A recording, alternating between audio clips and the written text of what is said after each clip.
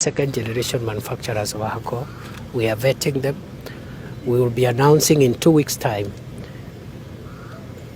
a new measures of how many of them will be licensed again, depending on passing the threshold for quality control and public health and safety concerns.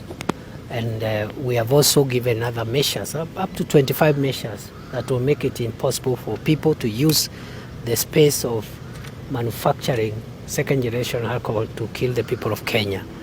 We have directed that ethanol be denatured so that it becomes impossible for it to be diverted to distilleries. It can only be used for industrial use and not for alcoholic beverages. And that those 25 measures are in place. We have also asked public officers who own bars to close them, especially public officers who are involved in law enforcement.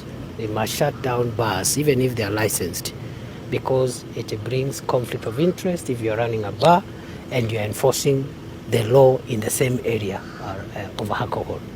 Officers, especially National Police Service and other agencies who have served for more than 3 years, must leave, and that program is ongoing. Here in Embu, we've started actually, but the process will be completed in the coming days. We will be transferring 292 police officers from various police stations and police posts. This matter is no longer a social issue, it's not an economic issue, it's a national security matter.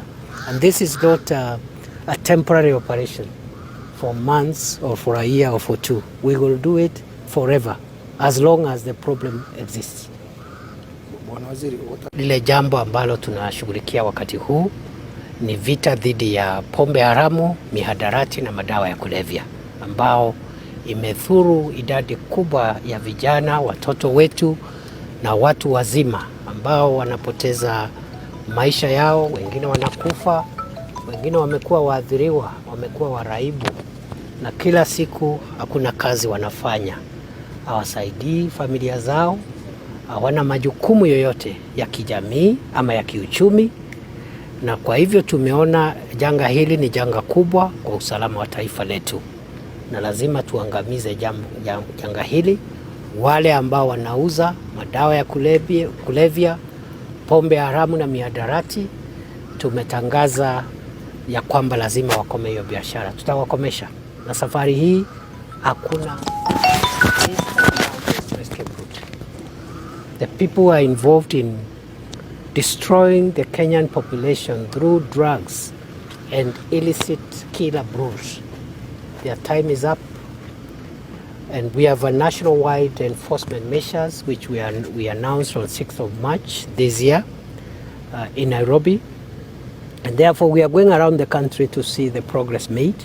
So far there is a bit of progress. We've discussed with my colleagues here, the county security and intelligence team. We've made some progress. We've arrested, seized over 300 rolls of bang. We have also arrested over 100 people, and 44 of them have already been taken to court. They are at various stages of prosecution. The others, we are completing investigations and will be charging them in due course. We have also intercepted illicit alcohol, and we have closed down 296 establishments which were selling alcohol. They were licensed, but they were licensed contrary to the Alcoholic Drinks Control Act, which requires, among other things, that no alcoholic establishment should be within 300 meters proximity with a learning institution, a basic learning institution. So we are on course. Tunajaribu vile tuwezavyo, wenzangu hapa wamejaribu, lakini pia nimewaambia wakaze, sababu we want more results. Hii shida lazima tumalize. Iko watoto hapo wanavuta bangi kila wakati. Kuna watu hapo wanauzia watoto bangi. Hii Embu hii, sehemu ya Runyenjes, sehemu ya Mbere, Kiritiri, Siakago, na hiyo mambo yote ya bangi tunamaliza, na wale ambao ni waraibu tutawapeleka rehabilitation. the government will take every addict to rehabilitation, restore them to normalcy so that they can go back and contribute to national development and raise their families, take care of their children and become responsible people.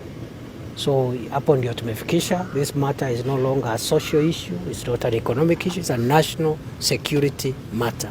And this is not a temporary operation for months or for a year or for two. We will do it forever as long as the problem exists.